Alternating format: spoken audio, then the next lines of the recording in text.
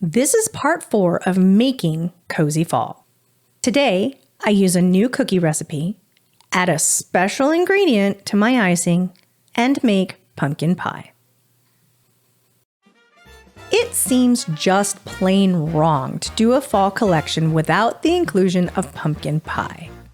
And I would suspect that the Graceful Baker thought the same thing when she designed the series Cozy Fall, which we are smack dab in the middle of making.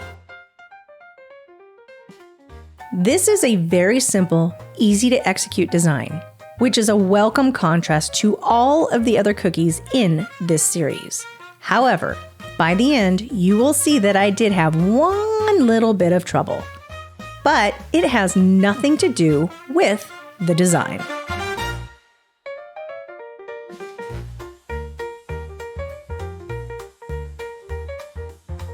I'm back with my 2 consistency outline and flood, using a soft peak for the outline and what Grace calls a thin flood. Though, this time using the Sugar Art Master Elite in, you guessed it, pumpkin. Since honestly there isn't too much to talk about with the decorating of this cookie, I thought this would be the perfect time to share with you my newly adapted cookie recipe, how to get the cutters of Cozy Fall, and something new I tried for the flood icings of this series.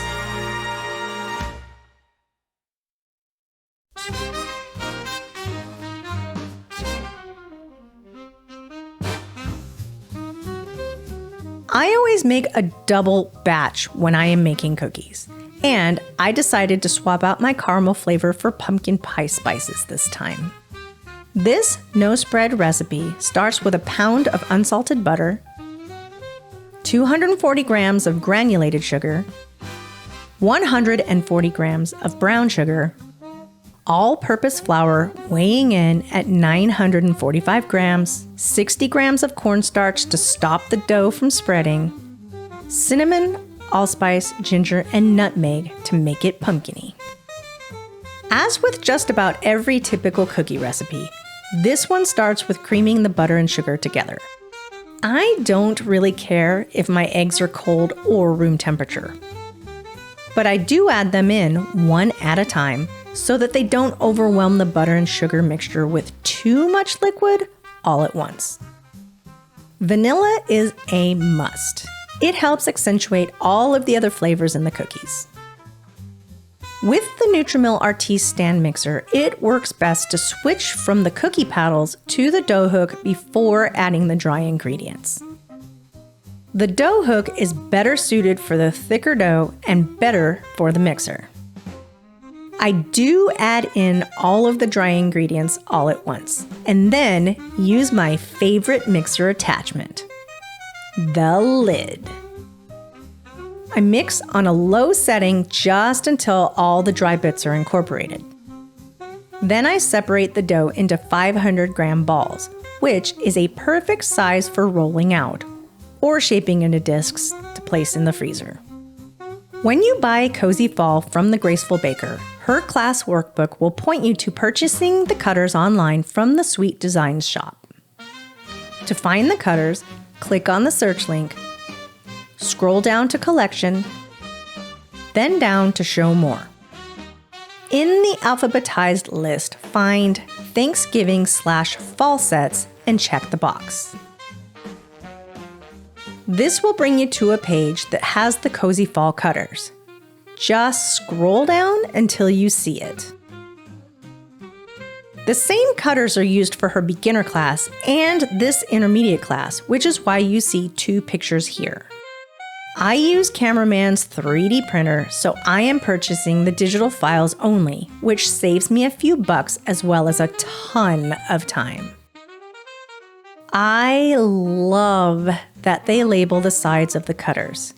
It makes it so much easier to know what cutter you're looking for when you've collected a plethora of oodles and a slew of different cutters.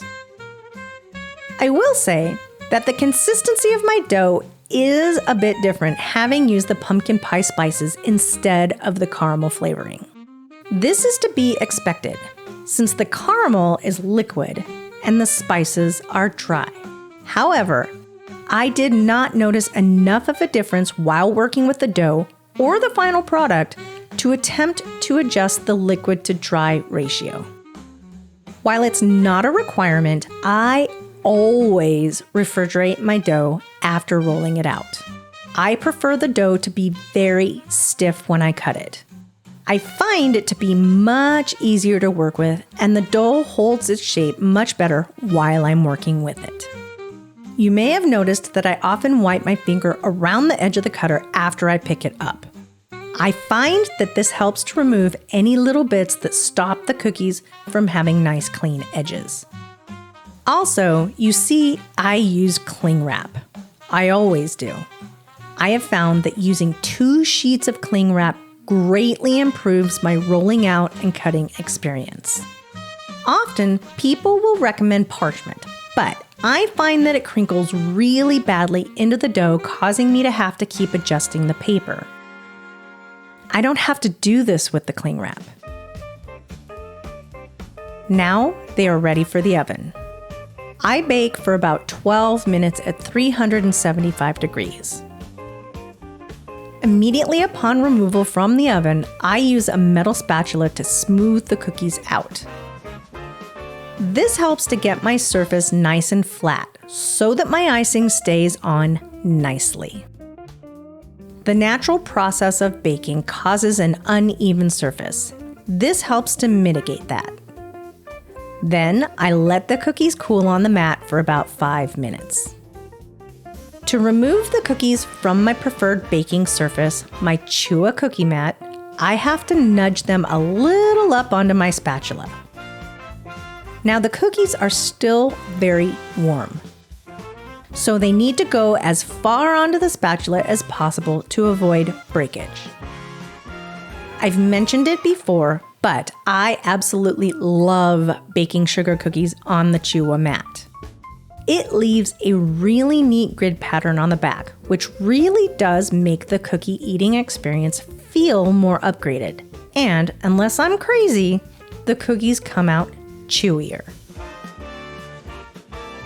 For the icing, I add 1/8 of a teaspoon of the pumpkin powder to my 10 ounces of fresh from the mixer icing. Then I add a dropper of water to the powder to activate it.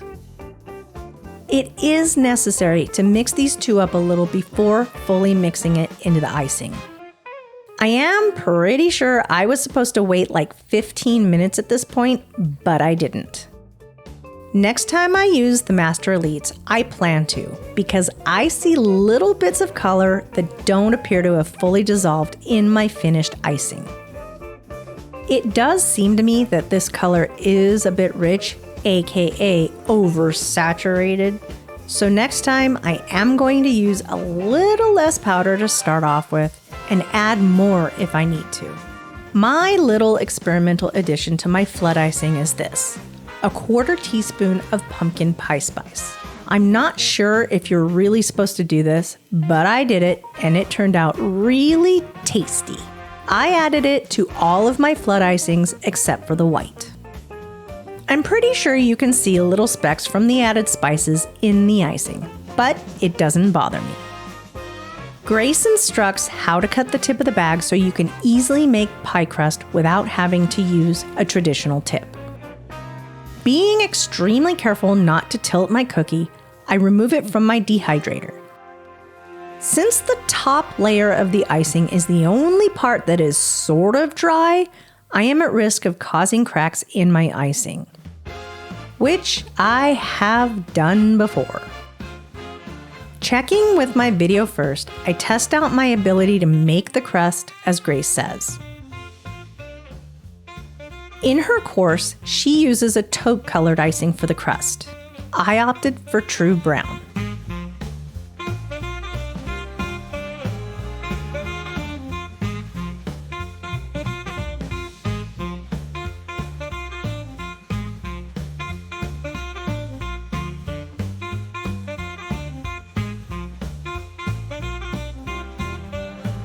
This guy goes back into the dehydrator because I am not yet ready to pipe on the whipped cream, which is my very last step of my decorating day.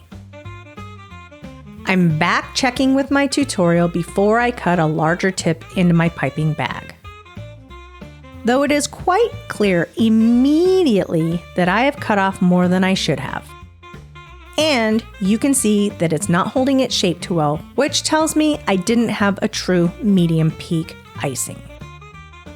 I checked my cookie 24 hours later, and for some strange reason, the whipped cream portion was still very soft. This isn't normal for my climate, and I'm not sure why it did that. In the end, I'm very happy with the way these simple pie cookies turned out. See you next time! Next time on Kuny's Cookie Chronicles. This is part 5 of Making Cozy Fall. So far in this series, we have made pumpkin spice cookies, used Master Elite powders to mix autumn-colored icing, and whipped up a cup of cocoa. Today, we tackle a cozy sweater-inspired pumpkin.